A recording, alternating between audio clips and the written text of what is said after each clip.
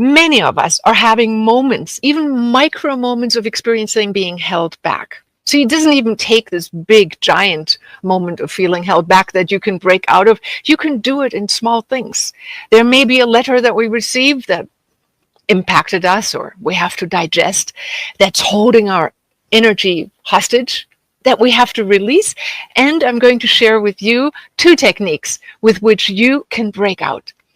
I got inspired by a woman who wrote her PhD helping at-risk kids who had dropped out of high school with this technique and these 2 simple methods that I'm going to teach you. And they needed help. See, they were really stuck and something really was holding them back. They were kids that were partially sleeping on the streets, brothers of gang members or themselves gang members who dropped out of high school, threatening to never become a member of society. So that is a pretty bad story. And I want to tell you how this woman, Dr. Bobby Barnes, helped her, because that's how I got involved in Living from Vision. She was in my teacher training and she told the story of how she got these kids back to Scholastic standing within 2 months. Now, if she can break kids out of these moments of being stuck, I'm sure we can learn a thing or 2 from that in our own lives. So let me share with you one thing that she did that I thought was miraculous that got the kids and the wheels rolling.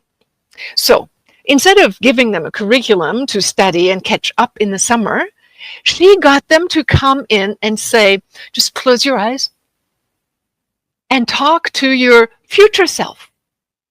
Call it in. What would it look like? And ask it what it wants you to do today.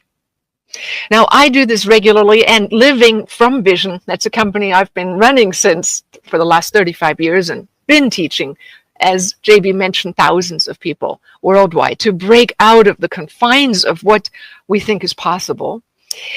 And that future self, when we ask that, we can get ideas and we can dream it up, because nobody's holding us back in our dreams, right? So, but oftentimes, and these kids were instructed by their future self to do things that they thought was exciting and interesting.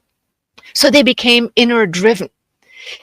One thing that they had to start every morning, though, is to think of things they appreciated about themselves, that they liked about themselves or about their day. So when they started thinking about things that they liked, the wheels started moving. But the biggest